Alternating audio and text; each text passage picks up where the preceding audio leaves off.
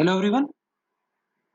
बच्चों, आज हम क्लास 10th का जो साइंस का चैप्टर नंबर 4 है इम्यूनिटी एंड ब्लड ग्रुप्स, उसका हम ये लास्ट पार्ट करने जा रहे हैं। इससे पहले हमारे वीडियो के 5 पार्ट हो चुके हैं इस चैप्टर में, सो आई थिंक ये लास्ट पार्ट होगा। ठीक है, तो इसमें हम देखेंगे कि जो ब्लड ट्रांसफ्यूजन है उसकी प्रक्रिया कैसी होती है, क्या किया जाता है। उसके तो 2 बेसिक पार्ट्स हैं। तो पहले तो डोनर की जो बॉडी है उससे कैसे ब्लड कलेक्ट करना है, क्या क्या उसके स्टेप्स होते हैं, and how to safely transfer it to the recipient's body. ठीक है, उसके बाद हम ऑर्गन डोनेशन के बारे में भी चर्चा करेंगे। क्लियर? तो चलिए चलते हैं आज के टॉपिक की ओर।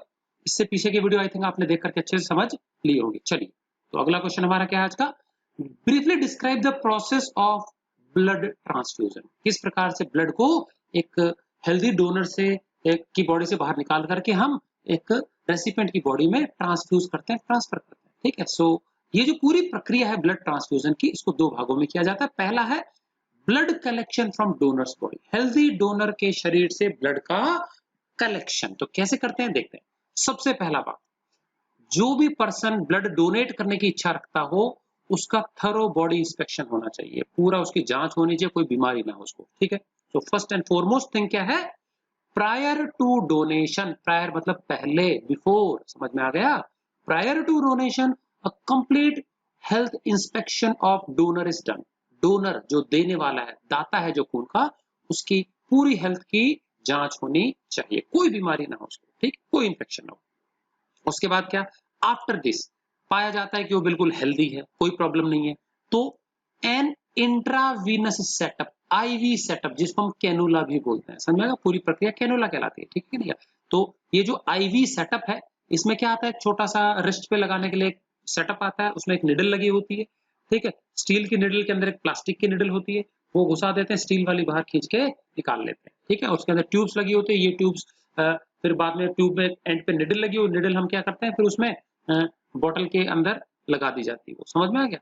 तो इस प्रकार से क्या है, ये पूरा का पूरा सेटअप होता है, तो ये बॉटल के साथ ही आता है वो। ठीक, तो आईवी सेटअप बोलते हैं इसको, इंट्रावीनस, डायरेक्टली ये वीन्स में इंजेक्ट करेगा ब्लड को। ठीक है, सो आफ्टर दिस जब हेल्थ इंस्पेक्शन हो गया, एंड इंट्रावीनस, तो उसको बच्चों रोमन वाला 4 नहीं है, ध्यान रखना।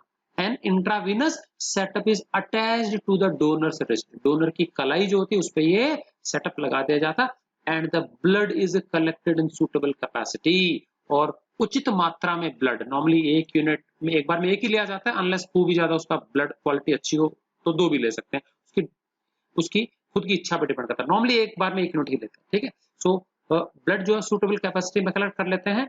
स्टरलाइज्ड पाउचेस, मैंने बताया था स्टरलाइज होते हैं, जर्म फ्री पाउचेस होते हैं, ये पहले से उनके पास स्टोर होते हैं, तो इनमें वो ब्लड को कलेक्ट कर लेते हैं। इन पाउचेस में पहले से ही एंटीकोगुलेंट जो केमिकल होता है, मैंने बताया था सीपीडीए, वो मिला हुआ आता है, जिससे कि ब्लड क्या होता है, जमता नहीं, कोगुलेट नहीं होता, और ये प्रिजर्वेटिव की तरह काम करता है, बफरिंग एजेंट की तरह काम करता है, ब्लड के पीएच में बदलाव को रोकता है। ठीक है, तो एंटीकोगुलेंट है ये।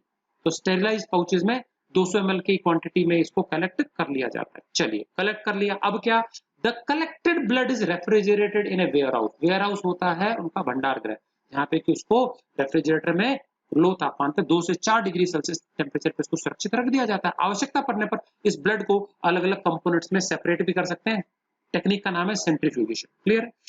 This is done. अच्छा, इसको क्यों रेफ्रिजरेशन में रखा जाता है? This is done to slow down the cellular metabolism और completely arrest it at very low temperature. तो बच्चों, जैसे कि मैंने बताया था, ब्लड खुद में एक कनेक्टिव टिश्यू है, लिविंग टिश्यू है, और इवन दो ये ब्लड हमने बॉडी से बाहर निकाल लिया, इसके बाद भी उसका मेटाबॉलिक एक्टिविटीज जारी रहती हैं, तरह तरह के टॉक्सिन्स, अननेसेसरी चीजें ब्लड में बनती रहेंगी, जिससे उसका केमिकल नेचर चेंज हो सकता है और वो यूजलेस हो सकता है। तो हमको ब्लड बाहर निकालते ही क्या करना चाहिए, उसको तुरंत ही हाफ एन आवर के अंदर उसको प्रिजर्वेशन के लिए रख देना चाहिए। बॉडी टेम्परेचर बहुत लो हो जाएगा तो मेटाबॉलिज्म बंद हो जाता है या बहुत ही स्लो हो जाएगा। क्यों? क्योंकि लो टेम्परेचर पे मेटाबॉलिज्म को कंट्रोल करने के लिए जो हमारे शरीर में एंजाइम्स होती हैं, उन एंजाइम्स के बिना हमारे शरीर में केमिकल एक्टिविटीज नहीं हो सकती, केमिकल रिएक्शंस नहीं हो सकते। तो मेटाबॉलिक एक्टिविटीज को कंट्रोल करने के लिए एंजाइम्स होती हैं, और ये एंजाइम्स एक बहुत ही पर्टिकुलर ऑप्टिमम शारीरिक टेम्परेचर पे काम करते हैं, 37 डिग्री के आसपास। अगर हमने तापमान बहुत नीचे गिरा दिया, ये एंजाइम्स काम करना बंद कर देती, तो मेटाबॉलिज्म बंद हो जाता। तो जैसा हमने ब्लड रिसीव किया, बिल्कुल उसी अवस्था में ये लंबे समय तक पड़ा रहेगा। समझ आ गया? इसको बोलते हैं क्रायो प्रेजर्वेशन। क्या कहते हैं इसको? Storing at a very low temperature. चलिए, various test are perform on collected blood. अब जो एक बार खून ले लिया उसके ऊपर कई प्रकार के टेस्ट किए जाते हैं। क्या क्या टेस्ट हो सकता है कि भाई उसका ब्लड ग्रुप कौन सा, कई बार डोनर को पता ही नहीं होता, खून दे दिया उसको पता ही नहीं कि उसका ब्लड ग्रुप कौन सा है, तो ऐसे उसके कहने से नहीं हो सकता, ठीक है ना। तो उसका ब्लड ग्रुप टेस्ट करते हैं, आरएच फैक्टर टेस्ट करते हैं, पॉजिटिव है कि नेगेटिव है, और कुछ इंपॉर्टेंट जो वायरल डिजीज है उसके लिए इसको नेगेटिव टेस्ट किया जाता है, मतलब हेपेटाइटिस बी सी पीलिया नहीं होना चाहिए, और एचआईवी एड्स वगैरह का टेस्टिंग, ये वायरस रहित है कि नहीं ब्लड। ये एक बार ब्लड पूरी तरह से ओके पाया जाता है देन ओनली इसको वेयर हाउस में स्टोरेज के लिए भेजा जाता है, ठीक है। चलिए डोनेशन हो गया। After donation the donor is kept under supervision by doctors for some time.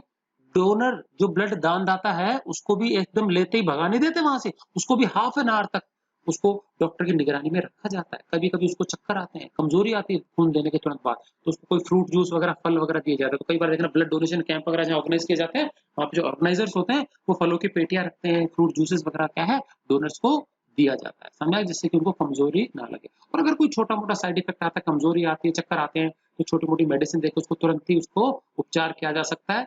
तो लेकिन वहां पे उसको थोड़ी देर के लिए रोकना जरूरी है, ठीक है। After donation the donor is given fruit juices या फ्रूट्स दे सकते हैं या फिर जूसेस उसको दिए जा सकते हैं जिससे कि वो कमजोरी हुआ ना आए। तो ये तो था प्रोसीजर बच्चों, किस प्रकार से ब्लड कलेक्ट किया जाता है हेल्दी डोनर की बॉडी से। ये था पार्ट ए, ठीक है। अब हम देखेंगे transfusion of blood into recipient body. Recipient की जो बॉडी है उस पर कैसे ट्रांसफ्यूज करते हैं, तो अगेन ऐसा ही एक आईवी सेटअप कैनुला जो होता है वो हमको रेसिपिएंट की बॉडी में लगाना पड़ेगा, लेकिन उससे पहले मैचिंग बहुत जरूरी है। तो it is carried out, transfusion जो होता है it is carried out after proper matching of donors blood. जो दान दाता है उसका खून रेसिपिएंट के खून से मैच होता है, तो एक तो एबीओ कॉम्पेटिबिलिटी, मतलब एबीओ ब्लड ग्रुप सेम होना चाहिए, और आर एच फैक्टर मतलब आर एच पॉजिटिव दोनों होनी चाहिए या दोनों आर एच नेगेटिव होनी चाहिए, तभी ये सफल होता है, ठीक है। उसके बाद मैचिंग हो गई, उसके बाद पता लग गया कि भैया हमको 6 बजे ब्लड चढ़ाना है, तो अगर 6 बजे ब्लड चढ़ाना है तो आधा घंटा पहले उसको वेयर हाउस से बाहर निकाल लेना चाहिए ताकि नॉर्मल टेम्परेचर पे आ जाए, समझ आएगा। So the blood may be taken out of the warehouse 30 minutes before transfusion. Transfusion से 30 मिनट्स पहले ब्लड को वेयर हाउस से रेफ्रिजरेशन सेंटर से निकाल लेना चाहिए, ठीक है। फॉर ट्रांसफ्यूजन, और ट्रांसफ्यूजन जस्ट करने के लिए क्या करना पड़ता है, एक आईवी इंस्ट्रूमेंट जैसा कि मैंने बताया कैन्युला जिसको बोलते हैं, उसको हम क्या है लगा देते हैं पेशेंट के रिस्ट पे, कलाई पे लगा देते हैं, तो वीन्स के अंदर वो निडल घुसा दी जाती है, जैसे निकालते हैं तो घुसाई जाती है वैसे डालते हैं, ठीक। थ्रो आईवी इंट्रावीनस, ठीक है setup, the patient begins to receive blood, और फिर उसको ब्लड मिलने लगता है। तो ऊंचाई पे एक वो हम जो पाउच होता है ब्लड का पाउच, ब्लड पाउच, उसको ऊंचाई पे टाक देते हैं और वहां पे एक कैनुला के माध्यम से क्या है और उसको खोल देते हैं उसका नॉब, और धीरे धीरे बूंद बूंद बूंद वो उस ट्यूब के माध्यम से होता हुआ निडल के थ्रू हमारे वीन्स में पहुंचता जाता है, ठीक है। आईवी होता है intravenous setup. Depending upon the quantity of blood, कितना ब्लड चढ़ाया जा रहा है इस पे लगभग 1 से 4 घंटे का समय लग सकता है। अगर 1 यूनिट चढ़ाना है तो कम से कम 2 घंटे का समय लगेगा, 2 यूनिट चढ़ाना है तो कम से कम 4 घंटे का समय लगेगा, समझ में आ गया, ओके। अब वो जो कलाई पे जो रिस्ट पे जो डिवाइस लगाते हैं वो कैनुला कहलाती है। ये कैनुला के अंदर बहुत छोटा सा एक फिल्ट्रेशन यूनिट लगी होती है। अगर खून के कलेक्शन में, स्टोरेज में, वेयर हाउस में कभी कभी होता है खून के छोटे मोटे क्लॉट बन जाते हैं, डेब्रीज बन जाती है, वो क्लॉट हमारे कैपिलरीज में नहीं जाने चाहिए। तो कैनुला ये जो डिवाइस लगी है कलाई पे, ये छोटे मोटे क्लॉट्स वगैरह डेब्रीज वगैरह हो गई जो भी कलेक्शन स्टोरेज वाला प्रक्रिया थी, थोड़ा बहुत कभी कभी बन जाता तो उसको ये रिमूव कर देती, छान देती है, समझ में आ गया कि नहीं गया। सो देखो कैनुला से परफॉर्म किया जाता, तो वो जो डिवाइस है जो कलाई पे लगी है कैनुला कहलाती है। So it is perform by cannula. क्या होता है cannula, filtering blood through standard 170 to 200 micron filter set. ये फिल्टर का सेट है, इसके छिद्र साइज इतना होता है छलनी का। अब 170 1 माइक्रोन होता है बच्चों 10⁻⁻6 मीटर, 10⁻⁻6 मीटर। तो अगर हम इसको मिलीमीटर्स में देखें तो इट इज रफली equal to 1000 part of a millimetre. 1 millimetre के 1000 हिस्से कर दूं, 1 मिलीमीटर के 1000 पार्ट्स कर दूं तो एक जो छोटा सा पार्ट होगा वो 1 माइक्रोन कहलाता है। तो ये लगभग 170 से 200 माइक्रोन साइज का फिल्टर सेट होता है, क्योंकि छोटे मोटे क्लॉट्स को, ब्लड के जो क्लॉट्स होते हैं जो नॉर्मली कब बन जाते हैं, कलेक्शन स्टोरेज के समय बन जाते हैं, कई बार छोटे मोटे टुकड़े डेब्रीज हो जाती हैं, ब्रोकन डाउन ब्लड सेल्स हो जाते हैं, तो इनको छान देता है ताकि प्योर फ्लूइड ब्लड है वही बॉडी के अंदर जाए, कोई परेशानी नहीं होती इससे, उसको कोई पेन नहीं होता, समझ में आ गया। तो ये था पूरा कलेक्शन का तरीका और ट्रांसफ्यूजन का तरीका। चलिए अगला क्वेश्चन चलते हैं। What precautions should be taken during blood transfusion. तो ब्लड ट्रांसफ्यूजन के समय, ड्यूरिंग मतलब के समय क्या क्या सावधानियां बरतनी चाहिए, ठीक है। तो following precaution should be taken during blood transfusion. पहला, सबसे पहले रेसिपिएंट और डोनर की बॉडी का एबीओ मैचिंग होना चाहिए, एंटीजन मैचिंग होनी चाहिए। मतलब एक तो ब्लड ग्रुप प्रॉपर हो जाए, भाई डोनर ए है तो वो भी ए हो और दोनों पॉजिटिव होने चाहिए या दोनों नेगेटिव होने चाहिए। तो ABO matching as well as Rh antigen donor recipient के मैच किया जाना चाहिए, number 1। Number 2, testing of donors blood for pathogens और हार्मफुल एलिमेंट्स। जो दानदाता है, जो ब्लड दे रहा है, उसके ब्लड की जांच होनी चाहिए प्रॉपर्ली। पैथोजेंस तो नहीं है, कोई इस पे बीमारी फैलाने वाले माइक्रो ऑर्गेनिजम्स तो नहीं है, तो इसके बारे में बात कर चुके हैं। HIV-1-2, STLV-1-2, hepatitis B and सी के वायरस और जेकब डिजीज, इसके एलिमेंट्स कोई नहीं होने चाहिए। समझा क्या? तो इससे वो रहित पाया जाना चाहिए खून, ठीक है। Then after collection of blood collect कर लिया डोनर से, it should be properly refrigerated in the warehouse. अगर इमीडिएटली नहीं चढ़ाना है तो उसको वेयर हाउस में सुरक्षित उसको जमा कर देना चाहिए, प्रॉपर्ली उसको स्टोर करना चाहिए। समझ में आ गया? देन जहां तक संभव हो सके ब्लड को दूषित होने से बचाना है, आलतू फालतू निडल के संपर्क में नहीं लाना है, उसको छूना नहीं है हाथों से। समझा क्या? स्टेरलाइज्ड पाउचेस में ही उसको कलेक्ट करना है और उसको इधर से उधर ट्रांसफर नहीं करना, अननेसेसरली छूना नहीं है उसको, ठीक है। तो उसका जो कंटेमिनेशन है, आलतू फालतू निडल्स वगैरह घोंपनी नहीं है, उसके संपर्क में नहीं लाना है उसको, ठीक है। तो contamination of blood should be prevented, दूषित नहीं हो जाना चाहिए खून, ठीक है। The process of collection and transfusion, जो भी प्रक्रिया कलेक्ट करने की और जो ट्रांसफर करने की प्रक्रिया, ये एक एक्सपर्ट मेडिकल जो सुपरविजन है या जो एक्सपीरियंस जो डॉक्टर है उसकी देखरेख में ही होना चाहिए, उसकी सुपरविजन में होना चाहिए, किसी अनाड़ी के द्वारा ये नहीं किया जाना चाहिए। समझ में आ गया कि नहीं? क्या? So the process of collection and transfusion, it must be carried out under the supervision of N experienced doctor, ठीक है। उसके बाद जो डोनर का ब्लड है वो नेगेटिव टेस्ट होना चाहिए, मतलब उसमें किस किस के जो पैथोजन है वो नहीं होने चाहिए। HIV एड्स का बताया मैंने, STLV human T lymphotropic virus ये नहीं होना चाहिए। हेपेटाइटिस वायरस मैंने बताया ना, पीलिया का, हेपेटाइटिस बी एंड सी, ये वायरसेस नहीं होने चाहिए ट्रांसफ्यूजन से पहले। और उसको छोटी मोटी कोई बीमारियां रिसेंट पास्ट में नहीं हुई होनी चाहिए, ठीक है, वो भी ध्यान रखेंगे। मलेरिया जैसी बीमारी नहीं होनी चाहिए, ठीक है। कोई जेनेटिक डिसऑर्डर नहीं होना चाहिए उसको, ठीक है कि नहीं? क्या? देन एज यूज का भी ध्यान रखेंगे। डोनर जो होता है उसकी एज लगभग बहुत ज्यादा 18 साल से कम ना हो और 50-60 साल से 60 साल से ज्यादा नहीं हो। समझ में आ गया? क्योंकि 18-20 साल से लेकर के 60 साल के बीच का जो ब्लड होता है वही ज्यादा ठीक माना जाता है, ठीक है। बहुत ज्यादा बुजुर्ग अगर 80-85 साल के पर्सन का ब्लड लिया जा रहा है तो वो खून की क्वालिटी बहुत अच्छी नहीं मानी जाती। समझ में आ गया?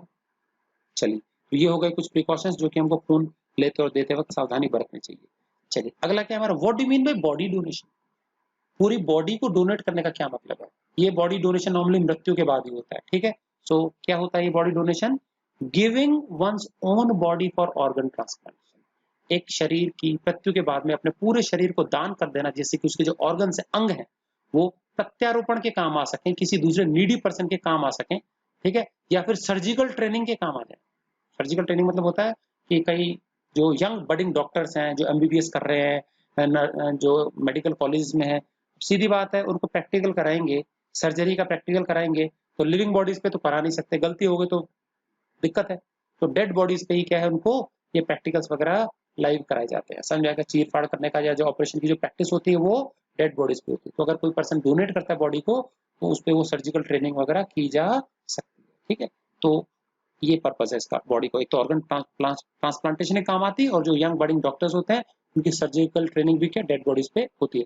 तो अभी भी कई बड़े बड़े अस्पताल होते हैं बच्चों, यहाँ पे कोई डेड बॉडीज पहुंचती है तो उनका जो पोस्टमार्टम जो कंपलसरीली किया जाता है मृत्यु के जांच का पता लगाने के लिए, उसमें बॉडी को कट ओपन किया जाता है, तो वो नॉर्मली जो ट्रेनी डॉक्टर्स होते हैं उन्हीं के हाथों वो करवाया जाता है, कोई एक्सपीरियंस डॉक्टर्स उसको नहीं करते हैं, ठीक है। एंड देन उसी बॉडी पे स्टिचिंग का काम भी उन्हीं से करवाया जाता है, जिससे कि वो सीख पाए कट कैसे लगाना है, ठीक है कि नहीं? क्या तो ये सारी चीजें उनको उसी सर्जरी की जो सर्जिकल प्रोसीजर है उनको डेड बॉडीज पे ही पोस्टमार्टम के दौरान सिखाई जाती है, ठीक है। तो ये था ऑर्गन डोनेशन या बॉडी डोनेशन, ठीक है। तो अब ये जो बॉडी डोनेशन है, ऑर्गन डोनेशन है, ये क्या है, भारत में वैध है कि नहीं है, ठीक है। तो ऑर्गन डोनेशन जो होता है भारत में लीगल है, ऑर्गन डोनेट करना या संपूर्ण बॉडी ही डोनेट कर देना, ये भारत में लीगल है, वैलिड है, वैध है, ठीक है कि नहीं? क्या लेकिन अच्छा, और कौन कौन दे सकता है? एनीवन फ्रॉम चाइल्ड, 1 साल की आयु से लेकर के 90 साल के पर्सन तक अपने बॉडी को या पूरे ऑर्गन्स को दान कर सकते हैं। समझ में आ गया? राइट फ्रॉम बिगिनिंग, चाइल्ड से लेकर के 90 वर्ष तक के बुजुर्ग भी दे सकते हैं, ठीक है। फॉर अडल्ट, अच्छा अगर कोई भी 18 वर्ष से ज्यादा की आयु का पर्सन है, समझ में आ गया, तो अगर वो चाहता है कि अपने ऑर्गन्स को या फिर अपने पूरे शरीर को दान करना चाहता है वो मृत्यु बाद, पहले नहीं ले जाएंगे, डरो मत, मृत्यु बाद, तो जरूरी है उसको रिटन में कंसेंट, अपनी इच्छा देनी पड़ेगी। रिटन में उसको अपना डॉक्यूमेंट देना पड़ेगा कि मेरी इच्छा है कि मैं अपनी बॉडी या अपने शरीर का दान करूं मृत्यु के बाद में। और उसको ये प्लेज करना पड़ेगा 2 विटनेसेस के सामने। 2 विटनेस मतलब 2 गवाह, उनके हस्ताक्षर होते हैं। और ये डॉक्यूमेंट एक उसके पास रह जाता है, उसके परिवारजनों के पास में, और एक चल जाता है अस्पताल जहां पे वो प्लेज करता है। और फिर मृत्यु के तुरंत बाद अस्पताल में फोन करना पड़ता है घर वालों को, और अस्पताल वाले आते हैं, बॉडी को ले जाते हैं, रिक्वायर्ड जो ऑर्गन होगा, अगर ऑर्गन डोनेट किया तो ऑर्गन निकाल करके बॉडी सुपुर्द कर देंगे घर वालों को, या पूरी बॉडी डोनेट की है तो वो भी हो सकता है। समझ आ गया कि तो ये काम करना पड़ता है। ये तो हुआ अडल्ट के लिए। और अगर मान लीजिए कि कोई पर्सन ऑर्गन डोनेट तो करना चाहता है लेकिन ये काम कर नहीं पाया, वो जीते जी वो अपने कंसेंट नहीं दे पाया अस्पताल में विटनेसेस के सामने, तो उसके बाद उसकी डेड बॉडी को डोनेट करने का अधिकार उसके जो नेक्स्ट जो किन होते हैं, भाई बंधु माता पिता, उनके पास होता है। समझ में आ गया कि नहीं क्या, जो कि उस बॉडी को रिसीव करने का हकदार होता है। तो मान लीजिए कोई यंग पर्सन है तो उसकी बॉडी का सबसे पहला अधिकार उसके मदर फादर को होता है, ठीक है, उसकी वाइफ को होता है, चिल्ड्रन को होता है। तो इनके पास अधिकार है उसकी बॉडी को दान देना है कि नहीं देना है। ठीक, तो देखो, if this process is not completed before death, मृत्यु के पहले अगर उसने ये कार्रवाई नहीं की है डोनेशन के लिए, देन द राइट मतलब अधिकार of donation goes to the person who is legally authorized to receive the dead body. तो डेड बॉडी को रिसीव करने का अधिकार उसके निकटतम जो संबंधी होते हैं, माता पिता, वाइफ, हस्बैंड, चिल्ड्रन, इनके पास होता है। ठीक है, चलिए आगे देख लेते हैं हम क्या है। When is organ donation day observed every year? हर वर्ष हमारे देश में जो ऑर्गन डोनेशन डे है वो 13 अगस्त को मनाया जाता है। 13th of August is the organ donation day. चलिए अगला क्वेश्चन बहुत सिंपल सा है, क्या महत्व है? तो सीधी बात है, ऑर्गन डोनेशन अगर कोई करता है तो बहुत नोबल काज है, कई लोगों की जान बचाई जा सकती है। बहुत सारे ऐसे लोग हैं जो अपना नॉर्मल जीवन नहीं जी पाते बिकॉज उनका कोई ना कोई ऑर्गन खराब हो गया होता है, और वो बेचारे वेट करते हैं कि कोई तो हो उनको जो ऑर्गन दे दे जिससे वो भी अपना नॉर्मल जीवन जी पाए। समझ में आ गया कि नहीं? क्या तो आप देखिए, एक सिंगल पर्सन अगर अपने सारे के सारे ऑर्गन दान कर देता है तो उसके इतने ऑर्गन्स तो काम आ सकते हैं कि 8-10 जिंदगियां वो बचा सके। समझ में आ गया कि नहीं? क्या तो मृत्यु के बाद में अगले 4-5-6 घंटे तक उसके ऑर्गन्स अधिकतर काम करते रहते हैं, तो वो ऑर्गन्स जल्दी से निकाल करके उसको प्रिजर्व किया जा सकता है लो टेम्परेचर पे, और फिर हम अलग अलग क्या है रेसिपिएंट्स को दे सकते हैं जो कि बहुत लंबे समय से उसका इंतजार कर रहे होते हैं। ठीक है, सो देखो, one can get new life through the organ transplantation donated by someone. यदि कोई भी अपने अंगों का दान करता है तो दान किए गए अंगों का प्रत्यारोपण करने के बाद में हम किसी को नया जीवन दे सकते हैं। ठीक है, in India every year about 5 lakh people die just because of organ failure. किसी न किसी अंग के फेल हो जाने से लगभग हर वर्ष हमारे भारत देश में 5 लाख लोगों की मृत्यु होती है, असमय मृत्यु। समझ में आ गया? कोई ना कोई अंग विकार के कारण ऑर्गन फेल हो गया, काम नहीं करा, किडनी हो गया, हार्ट हो गया, लंग्स हो गए, बहुत सारे ऑर्गन है। ठीक है कि नहीं? क्या अ सिंगल ऑर्गन डोनर, अगर एक व्यक्ति अपने सारे ऑर्गन्स दान कर देता है पूरा कंप्लीट मृत्यु के बाद में, can save more than 8 life. तो 8 लोगों को जीवन दे सकता है। वो 8 अलग अलग ऐसे ऑर्गन्स हैं इंपॉर्टेंट जो कि वो दान कर सकता है अपने शरीर से, लाइफ सेविंग ऑर्गन्स। ठीक है, by donating his well functioning organs upon death. तो ये कौन कौन से ऑर्गन्स है जो सक्सेसफुली ट्रांसप्लांट किए जाते हैं? किडनी इंपॉर्टेंट पेयर, अगर मान लीजिए 2 किडनी है, किसी को 1 किडनी मिल जाती है उससे भी जीवन जी सकता है। अगर मान लो किसी की दोनों किडनी खराब, अगर एक भी मिल जाती है उसको, तो वो एक हेल्दी लाइफ जी सकता है। समझ गया? Kidney important. उसके अलावा बोन मैरो, जहाँ पे हमारे ब्लड सेल्स बनते हैं, तो खून से रिलेटेड बीमारी को ठीक करने के लिए बोन मैरो ट्रांसप्लांट होता है।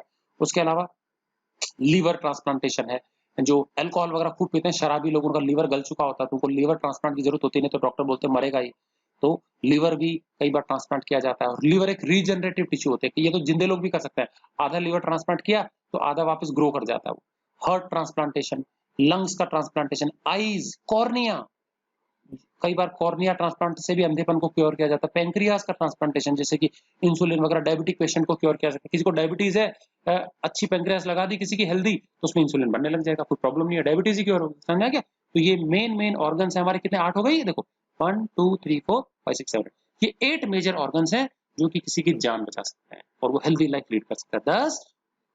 दस organ donation is a noble cause and can save many life. ठीक है, तो ये डज नहीं आएगा। ठीक है, तो इस प्रकार से जो अंगदान होता है ना, एक बहुत ही महान काम है, और इससे क्या कई नीडी पर्संस जो हैं उनका जीवन बचाया जा सकता है। क्लियर है? तो चलिए देखते हैं कुछ इंपॉर्टेंट देशों की तुलना कर लेते हैं कि किस किस देश में ऑर्गन डोनेशन की क्या दर है। ओके, हमारे देश में क्या है और टॉप पे कौन सा देश है। ओके जी, what is the rate of organ donation in India. भारत देश में जो ऑर्गन डोनेशन उसकी दर बहुत ही कम है। भाई पॉपुलेशन बहुत जबरदस्त है, बहुत सारे लोग दे सकते हैं बट देते नहीं है। ठीक है, कई लोगों का ये मानना है कि भैया शरीर के साथ, मृत शरीर के साथ चीर-फाड़ किया तो उसको शांति नहीं मिलती है, आत्मा भटकती रहेगी, ऐसा कुछ होता नहीं है। भाई इससे बड़ी शांति नहीं मिलेगी, इससे बड़ी खुशी नहीं होगी कि वो कई लोगों को जीवन देके जा रहा है, उनके रूप में जिंदा रह सकता है वो, ठीक है ना। So the rate of organ donation in India is one of the lowest in the world. हमारे धार्मिक कर्मकांडों के चलते क्या है, अंधविश्वासों के चलते हमारे देश में, संसार में सबसे एक तरह से मतलब बहुत ही निम्न स्तर का ऑर्गन डोनेशन रेट पाई जाती है। ठीक है, अब देखो इधर कुछ साल पहले तक इट वॉज नियरली 0.26 पर मिलियन पीपल, मतलब हर 10 लाख लोगों में से 0.26 मतलब होता है एक का भी एक चौथाई, 1/4। तो इसका मतलब हो गया हर 40 लाख लोगों में से एक ऐसा लोग है, एक ऐसा पर्सन जो कि ऑर्गन डोनेट करता है। 40 लाख लोगों में ढूंढने मिले तो एक मिलेगा जो कि ऑर्गन डोनेट करता है। तो ये रेट है हमारे देश में। ठीक है, तो ये कुछ साल पहले तक थी। अब ये बढ़ के कितनी हो गई है, धीरे धीरे जागरूकता फैली है, कई जो जाने माने लोग है वो आगे आए हैं, कैंपेन चला है, तो जागरूकता बढ़ने के साथ से थोड़ा बढ़ी है। अब ये कितना हो गया, 0.8 पर मिलियन, 0.8 पर मिलियन, मतलब कि ये अब हो गया 40 लाख में से नियरली 3%।